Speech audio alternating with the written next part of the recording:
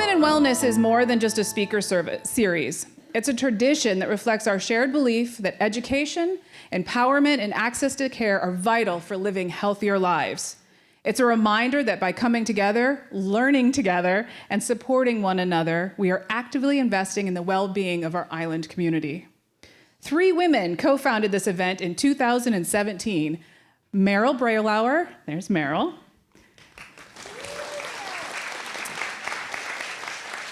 Janine Borthwick, who unfortunately can't be with us tonight.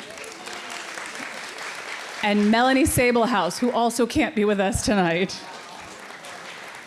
They put this together in response to a nationwide statistic that said 80% of all healthcare decisions are made by women. Duh. We know that. But those decisions are so incredibly important because we're making them for ourselves, our partners, our children, our parents, everyone around us. So I want to thank you and thank that team for really starting this legacy. I also want to extend a special thank you to my incredible steering committee, Megan Donovan Chen. Can I stand up and say hi? Kimberly Kozlowski. And Allison Waterman. This year we changed up the format a little bit and we brought them in and we said, hey, we've got this great idea, just go with it, please. And by the way, you're doing this for the next couple years. They took it on with grace, and I really appreciate it. I also want to have a heartfelt thank you for our generous sponsors listed in the program. The support of our sponsors helps us underwrite this, so this is a free event. We don't have many of those on this island, and I think it's incredibly important that when we have that opportunity that we do that for our community. So thank you for our sponsors.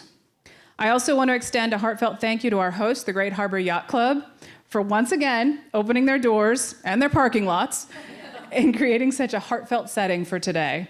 The space helps us set the tone for the kind of connection and conversation we hope to spark. And finally, I want to thank our speakers. We are thrilled to welcome such thoughtful and accomplished experts who will be sharing their time, their knowledge, and their insight today. Those conversations are the heartbeat of Women in Wellness, and we are excited for the meaningful dialogue ahead. So, to kick off today's event, I am pleased to introduce Dr. Shadi Kourosh. Dr. Kourosh is an associate professor at Harvard Medical School and the Harvard School of Public Health. She's also been seeing patients on Nantucket for quite some time. We're very happy that she's part of our team. And I get to announce that she is, in addition to her dermatology practice, she is now opening a laser and aesthetics clinic.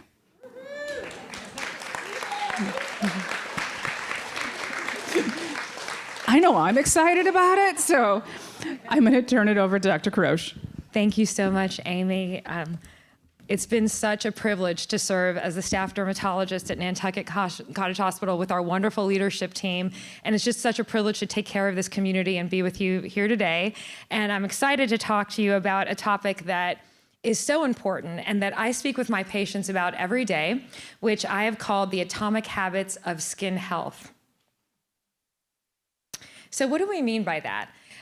Some of you may have read a best-selling book some years ago called Atomic Habits, and it was about the small habits that we have every day that can have a major impact. And so when I talk to my patients every day, and they might come in after many years of maybe some of not the best habits for me to reverse their aging or reverse their damage, and they always say, what should I do? And I always say, there are things that we can do for you, but the most important thing is prevention. And so that's really what I want to talk with you about today, all the ways that we can be doing things every day, the daily steps that add up to major impacts in the health and aging of our skin over time.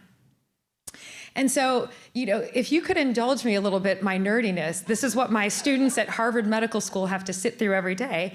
I'm going to open with the story of the Greek myth of Tithonus. And for those of us who might be mythology buffs, I know Amy is, we talk about books all the time. Tithonus was a man who asked the gods for immortality. He asked them for eternal life, but he forgot to ask for youth. So he grew to be so frail in his old age that he finally asked to be put out of his misery So the gods turned him into a grasshopper or a cicada, depending on the translation that you read.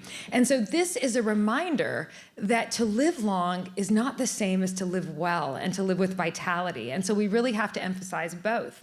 And this, for any other literary nerds out there, is the story of Dorian Gray, Oscar Wilde's story of Dorian Gray, who was a young, good-looking man who prayed that his painting would age instead of him. And so you see that, again, this is something that I try to emphasize to my patients, that lifespan is not the same as health span, which is not the same as skin span. And so how do we really emphasize all of these things? So again, this is the best-selling book that I really love as not only a physician, but a public health person, where it talks about how the changes that seem small and unimportant at first can really compound over time. And then improving by just 1% every day in our daily habits can be really meaningful in the long run. And that the outside world sometimes perceives these events as breakthroughs, like suddenly a change. This person looks 10 years younger than her friends, 20 years younger than her friends. How is that? And a lot of the time it was because of the things that were being done daily over time.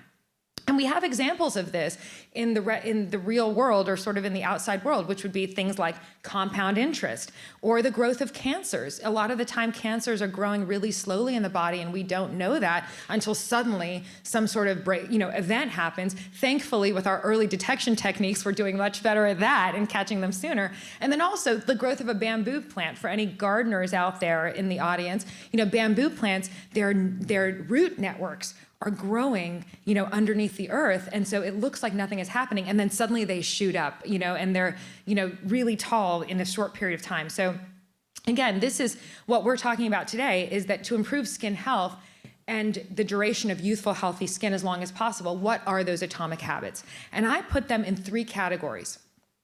First and foremost, to protect DNA, to protect the genome of our skin cells. And that's really what we're going to emphasize how we do that today. And then the second and third portions, which is more of going to be talked about maybe in future talks on aesthetics and regenerative medicine, are really how we take science to signal away from aging and toward youth, and also to stimulate youthful regeneration of the skin. But first and foremost, we have to protect the genome. And so here are some of the topics that I'm lecturing on around the country and around the world, and these are sort of the key terms that we talk about in these principles. Skin longevity, the exposome, I'm going to be explaining what that is. Senescence, those who are in the longevity space know about cellular senescence, and that's really something that's important in aging. And then for those who are really advanced in this topic, and maybe this is something that we can talk about in the Q&A or future talks, the concepts of hormesis, parabiosis, and regenerative dermatology. Today, we'll focus mainly on skin longevity and the exposome. So what do I mean by this? Again, how my medical students have to indulge me. I spend a lot of time quoting the ancient Greeks, and one of my favorite quotes is from the ancient Greek physician Hippocrates, who said, if a man asks you to make him well, ask him first if he's willing to give up the things that make him sick. So these are the things that will protect the genome of our skin cells. Protecting from harmful exposures and avoiding toxins and triggers. So the first concept, one of the key terms that I mentioned, is called the exposome. And the exposome is a term that comes out of epigenetics, and really cancer epigenetics. And what it is it's the sum total of all of the factors that influence the aging and damage that happens to the DNA of our cells, both intrinsic and extrinsic. So this would be an example. This is a famous photo that was published in the New England Journal now over 10 years ago of a truck driver. And you can see the damage over 20 years on the right side of his face, where you see what would happen of just 20 years of aging, just the internal genetic programming of aging that would have happened to him no matter what, had he not done anything. And then on the left side, you see sun damage. That's the difference when your dermatologist tells you to protect your skin. And we usually don't get examples of this where we see the split face of really just what was happening to half of his face over time. So this is an example of the exposome, intrinsic versus extrinsic factors of aging. And really what this shows us is that those extrinsic factors that we actually have control over really can mean a lot, right? And then the second concept is, again, a Greek term of chronos versus kairos. So the ancient Greeks had 2 words for time. Chronos, the word from chronology, is the movement of planets, right? How we measure time chronologically, quantitatively. And then kairos is the term for timing, you know, cosmic timing or the fullness of time, right timing. And Kairos is that individual timing that each of us have, that we really do age at different rates. So, you know, I like to show this hourglass, right, of the time, you know, in terms of a person's individual aging process. And can we halt it?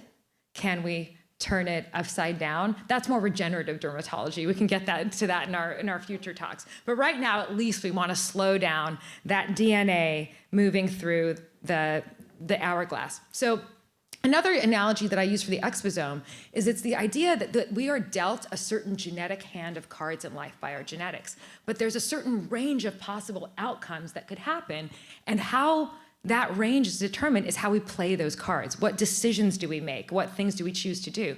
And these are the extrinsic exposomal factors that we're going to talk about. First of all, one that may be most familiar to our group is solar radiation, but also we've learned increasingly about the role of infrared radiation, that is heat, and even visible light with all the time that we're spending in front of monitors and laptops. And then also pollution. So these are negative exposomal factors: pollution, stress, substances, medications, and then positive exposomal factors like exercise or skincare and aesthetics. We've actually seen at the basic science level can have genetic effects on the DNA and epigenetics of our skin. So how do we do these things? How do we protect from harmful exposures and avoid toxins and triggers? So this is our uphill battle of what we call now environmental protection, because it's not just the sun, but the environment that we have to think about. So as I mentioned, these are the factors. Okay, so the first, which people are most familiar with, ultraviolet radiation, believe it or not, only composes about 5% of the light of our sun. But it's a heavy-hitting 5%, because you've probably heard that UVB radiation is the part of that wavelength, that range of wavelengths of solar radiation that causes the most skin cancers. And as you can see, there is such a thing as UVC radiation. That gets filtered out by the ozone layer. UVB hits the epidermis, which is that top layer of our skin, and causes, you know, the skin cancers that you read about or maybe you've experienced. And then UVA radiation hasn't gotten a lot of attention. It's the longer wavelengths of radiation, but it's increasingly been found to also have a role in skin cancer development and skin aging development, because as you can see, UVA radiation, that long range, gets into the dermis where we have the collagen and elastin in our skin and busts up the collagen and can start to cause that sagging of the skin over time. So what's important, and what I try to educate my patients about, is that, you know, first of all, a lot of people think that it's only sunburns that cause skin cancer and skin aging, but actually there is that mild daily exposure to non-extreme low doses without visible changes that can cause these changes. So this would be an example of sort of the biologic changes of atomic habits that some people think, oh, well, doctor, I mean, I really don't get a sunburn, but actually the low level exposures can really make a difference. So that's why that daily sun protection matters. And as I mentioned, the UVB causes the sunburns, but the UVA can cause free radical damage, the upregulation of these matrix metalloproteinases. These are the enzymes that break down the collagen and elastin in our skin. These are the things that give dermatologists nightmares at night, because we just think about these enzymes that are breaking down our collagen. So it's important. And you know, what's interesting is, again, a lot of the sunscreens out there were designed to only protect against UVB. So if it says SPF 100, because my patients will say, well, doctor, my sunscreen says SPF 100. But the thing is, that SPF 100 might only be covering a narrow range of rays, just the UVB, maybe not even the UVA to that extent. So does the SPF number really mean exactly what we think it does? And then we've learned about the role of visible light. You're all going to be vampires by the time I'm finished with you. So visible light, 50% of the radiation that comes from the sun. Believe it or not, it has been found in basic science research in the past 20 years to also upregulate these enzymes, the MMPs, that break down collagen and elastin of our skin. And you can see that here's the UVB and UVA radiation, but visible light goes all the way down into the dermis, and so does infrared radiation. And it can also induce pigmentation, like those uneven sunspots on our skin, and pigmentary changes as well. And then here's some other factors that can make a difference. Latitude. So, you know, I always say that I have survivor guilt as a dermatologist in Boston and New England, because, you know, my patients only, well, some of them might go out and fry all day on the beach. So, maybe not. But I say that as compared with my colleagues in Miami and, other parts of the country where the latitude, the closeness to the equator makes the sun so much stronger, causing, visible wrinkles, increased skin cancer, and all these things. But, one thing I do have to deal with in my patients is altitude. I take care of a lot of skiers, and they may think that they're not getting so much sun exposure because it's cold and there's snow. But as you can see, for every 1,000 meters of increased altitude, UV levels increase by 10%. And so a lot of people don't realize that they're getting sunburns or even aging out there on the ski slopes because of the altitude. And then also reflection off of surfaces like snow and water being by the beach can increase that. The reason I have a picture of Japan up here is there was a very interesting study that was done in Japan, northern Japan to southern Japan, only 10 degrees of latitude difference. And there was almost a 16-year age difference seen in the aging of women in the south versus the north, just on a 10-degree latitude difference. So if you can just imagine that, what's the worst thing that ever happened to skin cancer and skin aging is you took a bunch of fair-skinned people and put them on the equator. That's also known as Australia. So again, I have survivor guilt as a dermatologist because I always realize that as I'm trying to remove all of this damage and skin cancer, some of my colleagues in other parts of the world, like my friends in Australia, they have it tougher than me. And then finally, infrared radiation. 45% of solar radiation is infrared radiation, which is heat. And this is an example of the melasma, which is the dark spots that happen on the skin. And also this was a gentleman that came to me and I had to laser off all of his blood vessels because of rosacea. That was, because of infrared radiation and heat. So this chronic exposure also breaks down collagen and causes vascular conditions. And now we have our work cut out for us in this problem, even in New England, because we've had these record-breaking heat waves, which are triggering sun-sensitive conditions like excessive sweating, miliaria, which is heat rash. We have a lot of people coming in saying, doctor, I've never had this itchy breakout rash before, but the heat waves. Rosacea is much worse. There are certain sun-sensitive conditions. Hyperpigmentation on the face is getting worse.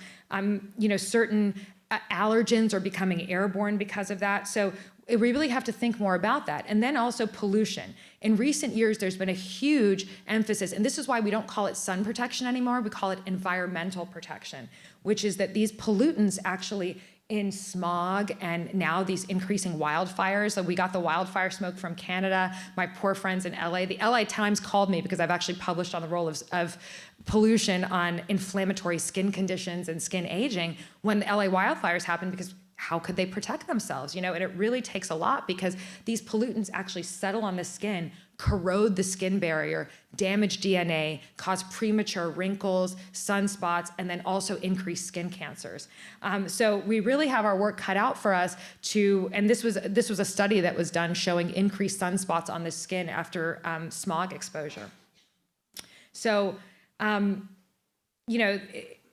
and here's another slide where this was actually from one of my research studies where we showed a spike in eczema for people that were exposed to pollution, and then also telomere shortening for people that study, longevity. Those are those protective caps on our DNA that prevent skin aging. So pollution actually had a negative effect. It was seen at the cellular level on our DNA. And then I love to put this in because emotional stress. There was a study that was done on people in residency where their aging was like 6 times the level. So, that's my personal occupational exposure. What can we do? 6 times greater aging seen in people in their residency. So what can we do? Do we all need to be vampires? This is a photo. You're going to love this. I asked AI to make a photo of what it thinks I would look like walking down the street of New York, because I practice part-time on Park Avenue, and I was like, what would I look like? And I'm like, that's not far off. Like the umbrella, because, once you read about all this stuff, you're just, you're having nightmares. So what can we do to protect ourselves, with all the, do we need to be the cast of Twilight? Do we need to be these vampires?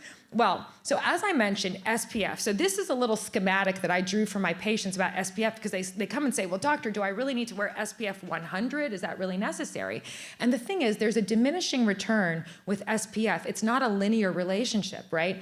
And so basically, the difference between 0 and 15 is the greatest, and then 30. So I would say for daily wear, 30 is good. But if you're gonna be at the beach, you need at least like SPF 50 or times or sailing, times of increased exposure. And it's really important also to have a mineral versus chemical. You can tell I had way too much fun with AI. I had it make this schematic. So you see mineral sunscreens block not just UV. So that would be like, I don't care what brand my patients use. I just tell them flip it over, look at the ingredients. If there's a short word like zinc, titanium, or iron oxide, that's good. That means it's mineral. If it has a big mouthful of a term, okay, that's a chemical sunscreen. And you see that heat and light and pollution can get through with the chemical sunscreens, but the mineral sunscreens. So good old zinc did great. It was just cosmetically awful, which is everyone thought of like the lifeguard with his white nose.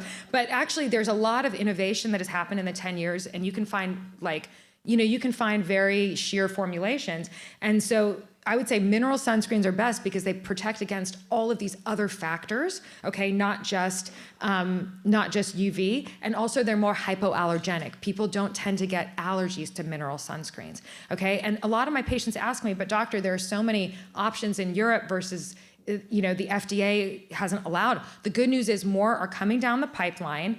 And then also UPF clothing. So I would say hats with UPF, which is sun protective fabric and clothing, really makes a difference. And AI knows I love this because it showed me all covered up with the sun protective clothing.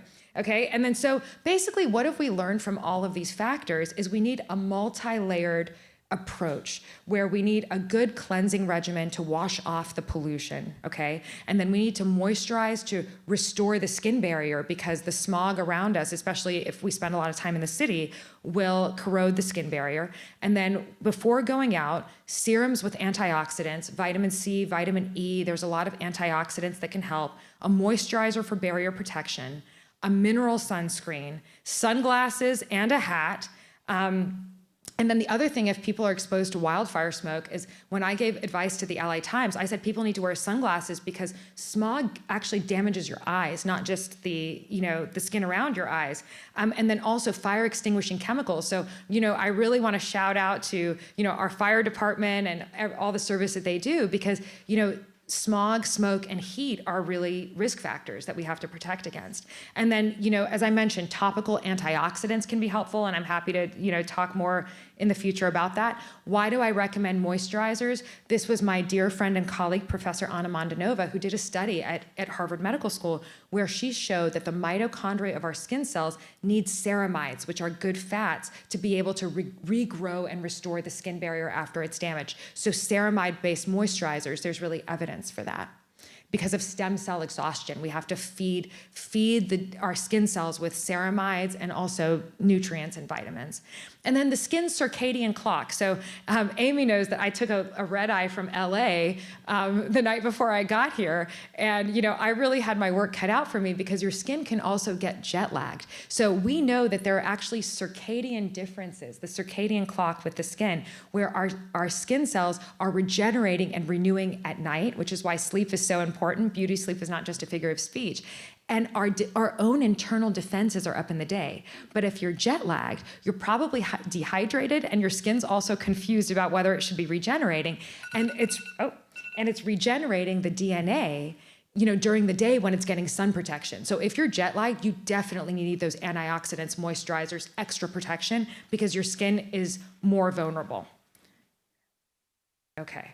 And then so what are our key points here? Broad protection, mineral sunscreens that not only cover UVB, but visible light, infrared radiation, okay? Intensifying factors in our environment, like heat waves and pollution, lack of sleep, and jet lag, call for higher levels of protection. And we need antioxidants, sunscreen, hats and sunglasses, and a good cleanser and moisturizer. Now,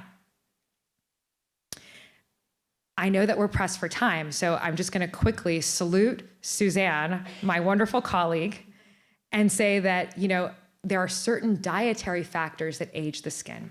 And I'm gonna go through this really quickly, that sugar actually glycosylates the skin and causes sagging. So there's something to be said for the low glycemic diet.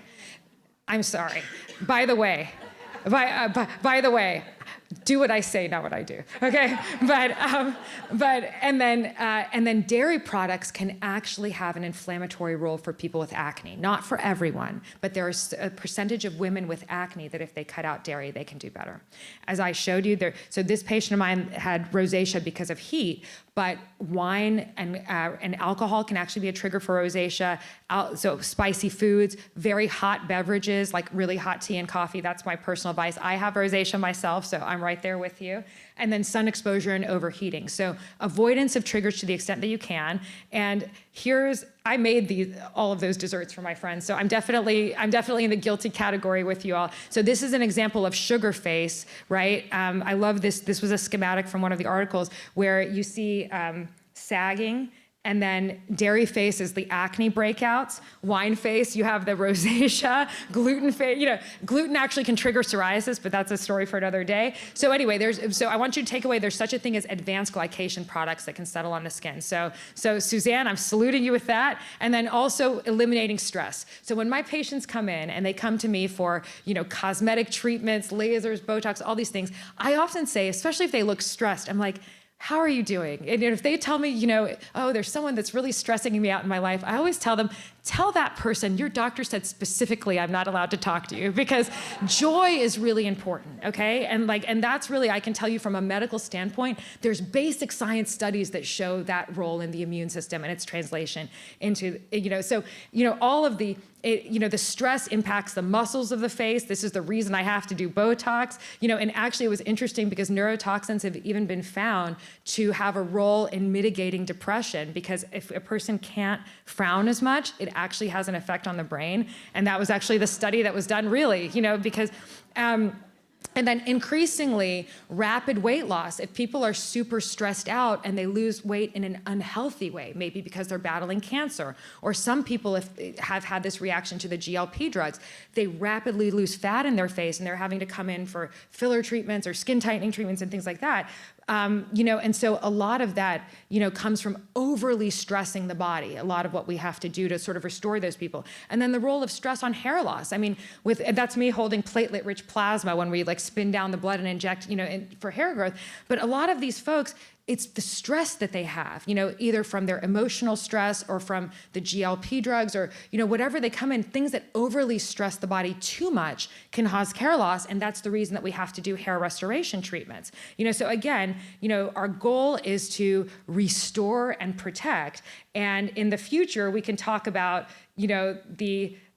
how we can turn back the clock. So that's a story for another day. So thank you so much. It's so great to be with you. And I'm gonna turn the floor over to Suzanne. Now I'm pleased to introduce our second speaker, Suzanne Davis. Suzanne was voluntold by her boss that she was doing this, and she was incredibly gracious about it. Suzanne is a registered dietitian, certified diabetes care and education specialist, and she's been with Nantucket Cottage Hospital for 27 years.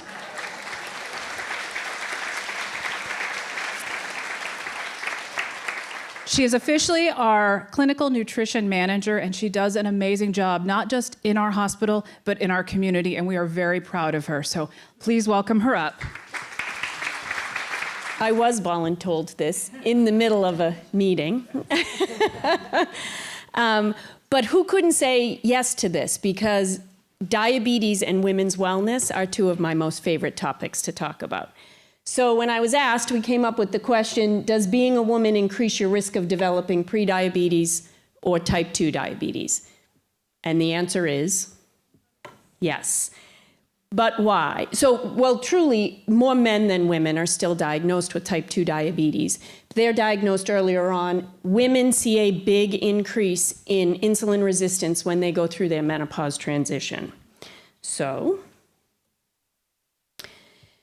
and these are some of the reasons why. During that menopause transition, as the distribution of fats changes to more visceral fat, which is that abdominal fat that develops around your abdomen, in particular around your organs, is the more dangerous type of fat. And visceral fat alone is a driving factor of type 2 diabetes today. Menopause transition, the drop in estrogen.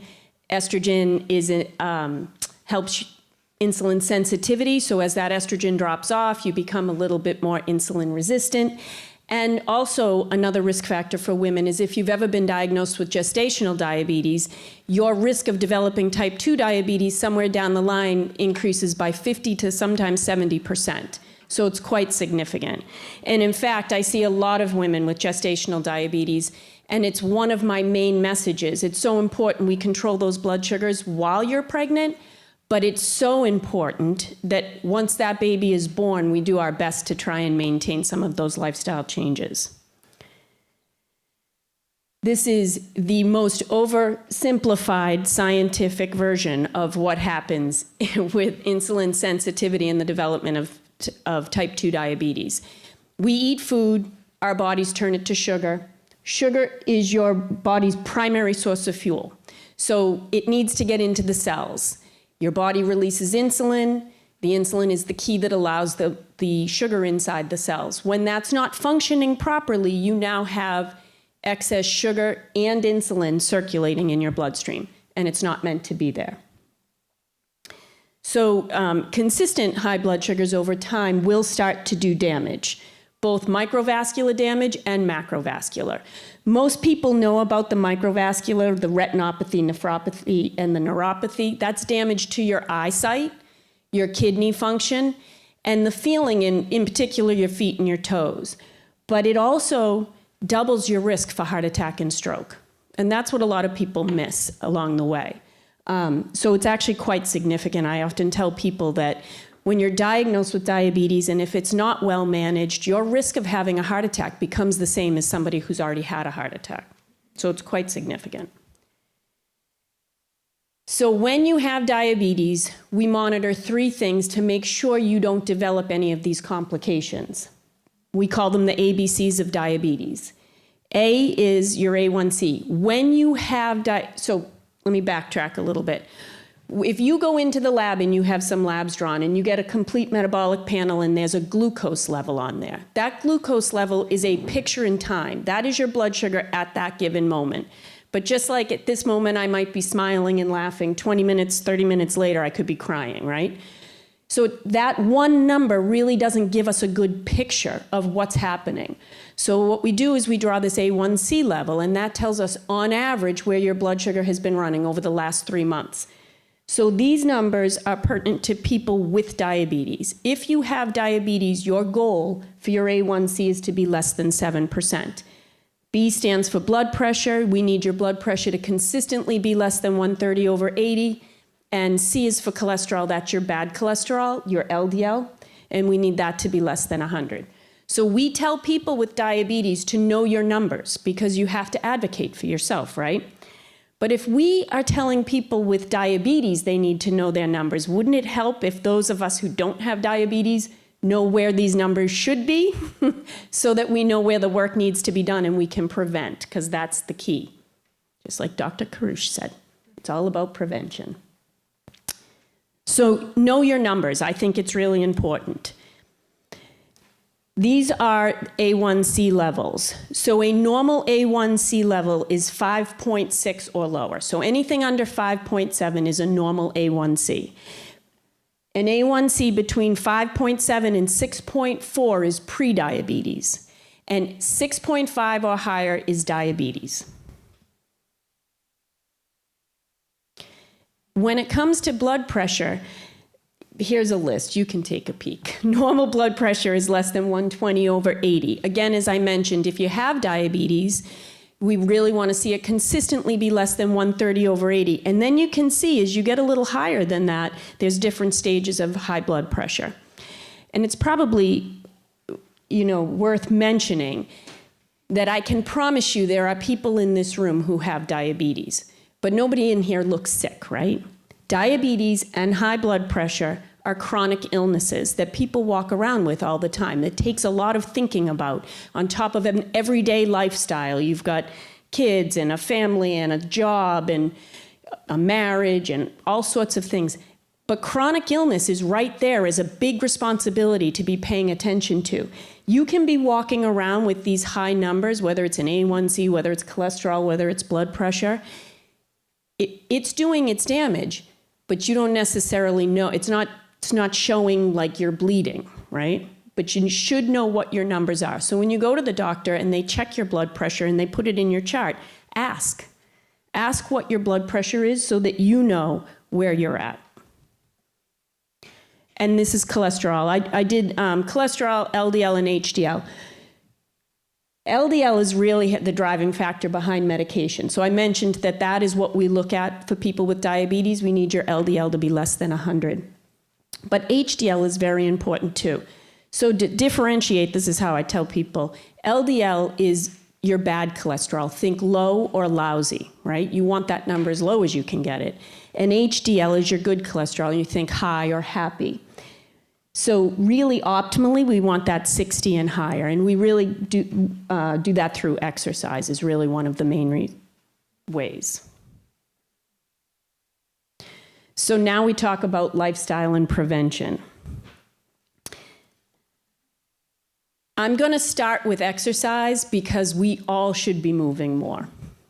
It's very important. And in fact, I often do these diabetes conferences put on through Harvard Med School. Dr. Phillips, I don't know if you know him, but I love him every single time. Whenever he talks, he's either walking on his walking pad or riding his stationary bike, always. And recently, just a couple months ago, I finished a conference with him, and when he told every single person on there that we should be absolutely 100% prescribing exercise to everybody who walks in the door.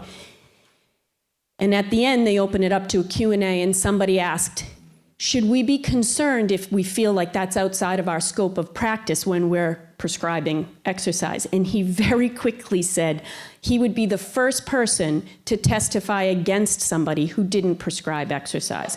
Because in medicine, or in healthcare in general, we are always weighing risk versus benefit, and the benefit of exercise far outweighs any risk. But in particular now, the data is really showing us just how important strength training is, which goes right to what Dr. Karush was talking about with that rapid weight loss, GLP-1s, all that. All the information points to the importance of strength training. And my recommendation is to prioritize it, especially because the natural aging process, we lose 3 to 8% of our muscle mass per decade from the age of 30 on. So you do that math. We need to step it up a touch. And also then again, when we talk about menopause, as our estrogen drops off, guess what else goes with it? Muscle mass. So exercise in general we need to be doing, but I think in general, women, although it's shifting, it's definitely shifting. Some of you I know from the fitness world because I've been an instructor for over 30 years as well. So we're seeing more focus on the strength, but when I started 30 some odd years ago, it was dance aerobics. And so what were women doing, right? Dance aerobics, walking on a treadmill, which is all great, but we need to put more focus into strength training. Muscle is key to longevity for a lot of different reasons. Protects our bones, everything. Okay. And then I'm going to go to fiber. So fiber, again, tacking on to what Dr. Karush said about low glycemic index, fiber helps to stabilize the blood sugar. So if you're picking quality carbohydrates, they're typically going to have some fiber in them. Women need at least 25 grams of fiber per day. Just be grateful you're not a guy. And then we're going to talk about some added sugar, because, again, we're tagging back on to this, and we didn't plan any of this. We didn't cross-reference anything. The dietary guidelines for added sugar is to keep it less than 10% of your daily values. That is this is based on a 2,000 calorie diet. That is equivalent to 50 grams per day. The American Heart Association pretty much really cut that in half, and they recommend 24 grams for women. So typically I will say to people, try and keep your added sugars somewhere less than 30, 35 grams a day. But I would challenge you to look at what you have in your house and look at the food labels and see Are you bringing in things that have good sources of fiber? And are you bringing in things that have too much added sugar? And the key is balance. Balance in general. I don't care what we're talking about, whether it's fitness, whether it's food, whether it's finances, you never should live in any extreme. You need to find a balance that's not unrealistic. It has to be sustainable because this is for a lifetime. It's not just for a minute. So the takeaways. You could consider, if you're diagnosed with prediabetes, you could consider it an opportunity for prevention. You need to know your numbers, recommend exercise, prioritizing strength, adding fiber to your diet, and decreasing the amount of added sugars. And this is so important, and I say it, if you've been in my office, you've heard me say it before, it's a commitment to consistency, not perfection. If you're looking for perfection, I mean, we know the answer there. Commitment to consistency. That's it.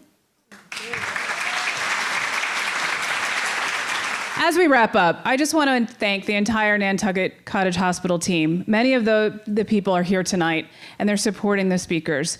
They really, really care about what they do every day, and they really wanted to make sure this was a very successful event, because things like this don't just happen. They're a production of collaboration, creativity, and a shared commitment for something bigger. So thank you to the development team. Molly, say hi, Molly. Oh, some of them are hiding. Olivia's back. Oh, Olivia's in the back. Shay. Oh, there's Shay. And Chris is also hiding in the back. As you know, Women+Wellness is a signature community event that supports our mission to educate this community. So thank you again for being here, for investing in our own health and knowledge, and for supporting the care of others in our community. We hope today leaves you inspired, informed, and energized, and we look forward to seeing you out on the lawn for the reception.